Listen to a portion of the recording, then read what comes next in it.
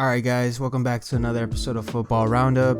This week's been pretty interesting actually.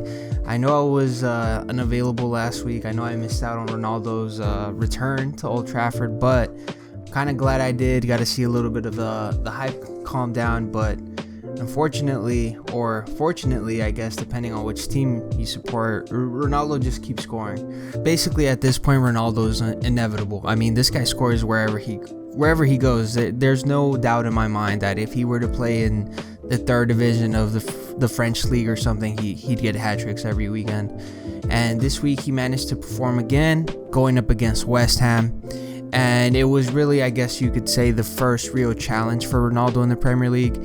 He came in going up against Newcastle, who isn't that strong of a team. I guess, you could argue similarly for West Ham, but I would say that they are slightly better. And luckily for United, it ended up going their way. Ronaldo scores a beautiful goal. He makes a run inside the box. His shot goes straight to the keeper, but he's there for the rebound. Easy tap in, easy goal. And United a little bit unlucky. Varane gets a little deflection in for West Ham's goal, and it's all tied up.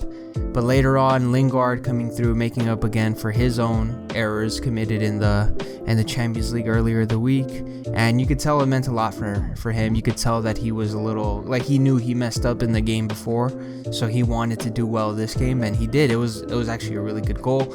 And that got United the 3 points, and United are in there. They're fighting for the league this year, and they're top 3 as of now. Now, one of the other top 3 teams, Chelsea, just absolutely demolished Tottenham 3-0. Tottenham just looking like a poor side, honestly. I think it's I don't want to blame the players too much, although they are obviously the ones on the field, but Nuno just seems like he's not the right fit, which is weird because I actually really liked him as a coach. I like what he did at Wolves. It seems like, I don't know if Tottenham's too big of a club for him. I don't know if the demands are too high. I don't know if the season's too early. But if he needs time to develop a team, to create a system that he likes, I don't see why Tottenham would get him. It doesn't seem to make sense. Tottenham's in that point where a lot of their players are in their prime and they want to win silverware, and they have to sooner or later. I mean, Kane was ready to leave for the lack of trophies, for the lack of competitiveness that Tottenham showed in big tournaments, and now it just looks like they're not heading in the right direction. That's how it feels like to me. So I wouldn't be surprised if Kane leaves next year, and I hope that Son doesn't leave, because if Son leaves and Kane leaves, that's another 10 years that Tottenham are going to be set back, because they're not going to bring in any players like them anytime soon. So they're going to be out of luck if Kane leaves and if Son leaves, because I don't think this Tottenham's going to be fighting for anything this year. Not the league, not the FA Cup, not the Champions League, nothing in Europe.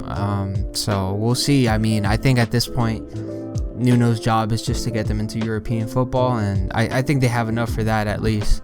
So we'll see how the season goes for them. Now, another team that actually let me down was Manchester City. I don't know if it's just a personal beef that I have with Pep. Don't personally rate him that high, but yeah, this team, to be honest, it just seemed like this team was like tired, like fatigued, which is weird because Pep has enough quality players for like 2-3 teams, So the fact that these players just weren't in it, were like really didn't have a fight for them. And then remember, they're going up against Southampton, so this is a team that, on a good day, Southampton will put up a fight and they'll get a goal in, or they'll cause some problems here and there, but they should really not be causing any problems to Manchester City or to a team with the players of Manchester City. Curious to see what will happen. I don't think this City team will do anything in the Champions League, and it looks like they won't even challenge for the league. So it does seem like if it goes on like this, Pep might have a very bitter ending to his time at Manchester City. Also in the Premier League this weekend, we had Liverpool go up against Crystal Palace. I do think that Liverpool's starting to look really good, actually. I know a lot of people didn't really think that they would really perform this year, didn't think that they would be challenging, I guess, for the Champions League. I know that there were some doubts for the Premier League, but they're doing well. We got Mane back on the score sheet, Salah on the score sheet. So their key players are performing well. Keita as well on the score sheet, and we'll see if they add any players in the January transfer or what they really plan to do, because I don't know if Van Dijk is back to his best. I still don't think that midfield is very good, actually, despite the players that they have. But Liverpool, especially under Klopp, they do have that extra fight in them, especially for the big games. But very, very important win, crucial victory for Liverpool, and they won comfortably, and they'll definitely be competing for the league and whatever competition they're in, for sure. Now over in Spain, I want to talk about Real Madrid going up against Valencia. So Real Madrid has been a little inconsistent. They need consistency. They need to establish a fluid form of a fluid style. They need to develop chemistry within their players, and some of the new players that they signed, some of the players returning on loan, or just in general, there seems to be certain things missing, whether it's players in the midfield like Kroos, Modric not playing, or even Casemiro when he's not there. Like once that established midfield is missing a piece, you could tell that Real Madrid is just a completely different team. In the back, they've been having problems with Marcelo. The center back situation is still not all figured out, and up top, it's really been Benzema carrying the team. But I will say this game, as well as a previous game, Vinicius Jr. is really stepping up, and this game as well, he stepped up. Real Madrid were a little unlucky. They ended up getting scored on off of a mistake of Vasquez. It looks like he kind of lets his eyes go away from the ball, turns around, hits him in the back of the head, and just places it perfectly for the opposition to strike a volley. You know, inside the box, close range, it was very difficult for the keeper. But, you know, Real Madrid being the team that they are, they don't accept defeat.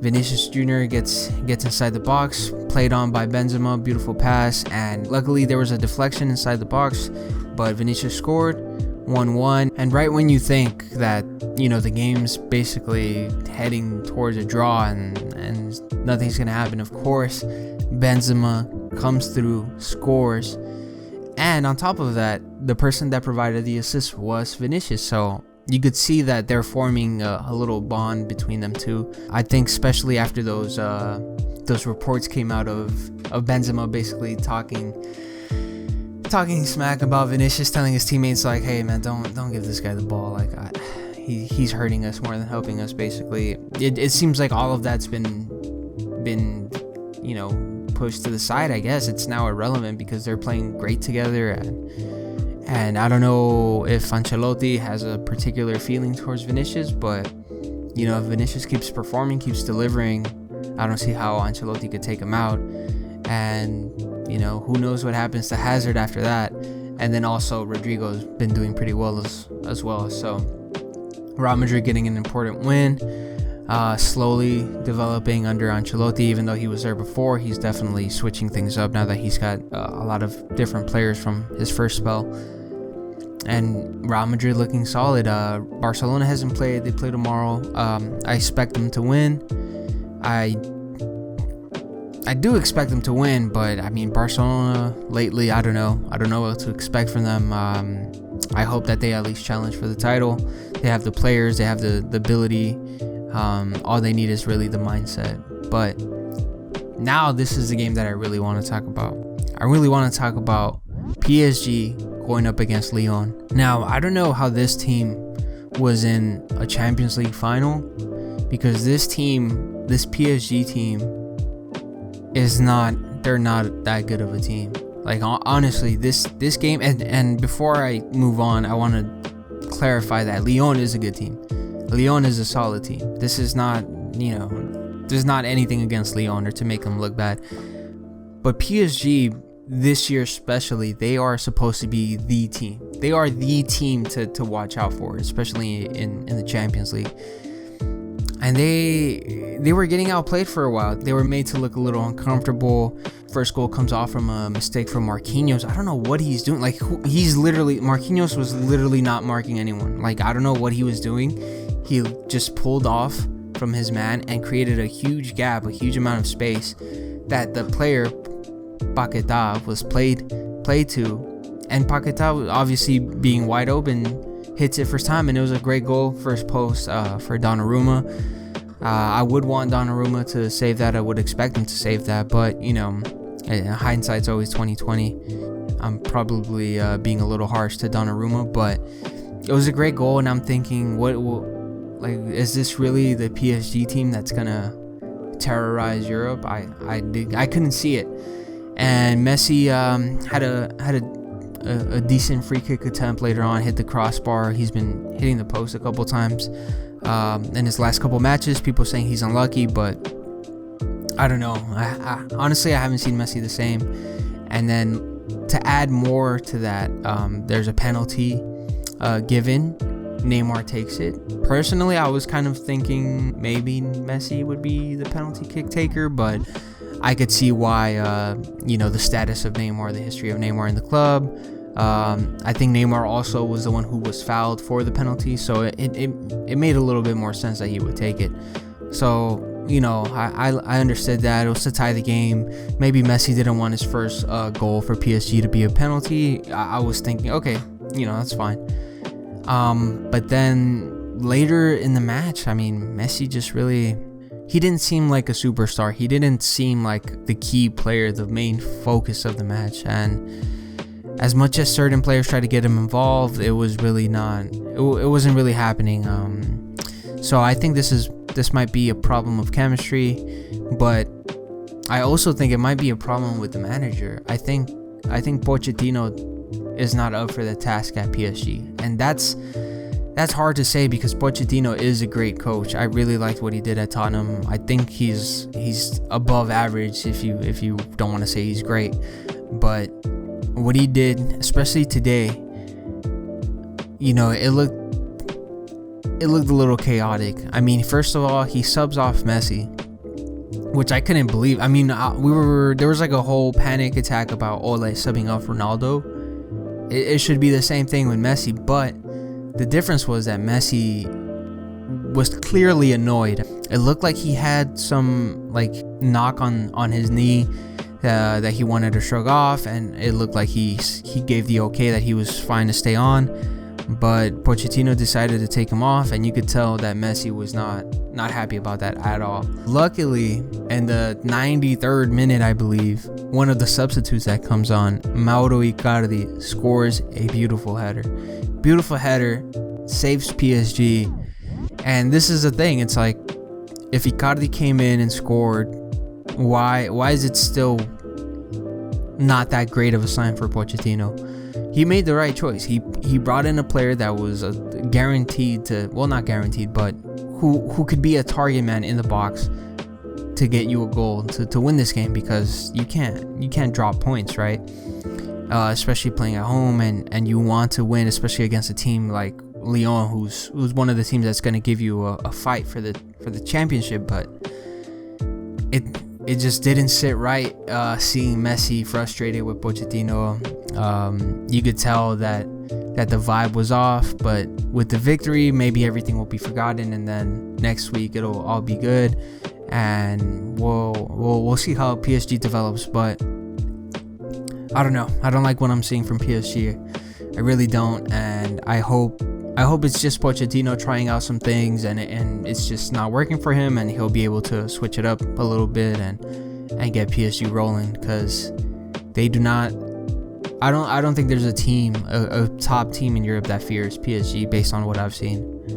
There's nothing to fear from them. I mean, the midfield hasn't been doing amazing. Their defense hasn't been doing amazing, and their front three hasn't been doing amazing. So, and the player that you would expect to be that game changer, Messi, has not been doing amazing either. So, yeah, very, how can I say it? I'm very interested to see how this team develops.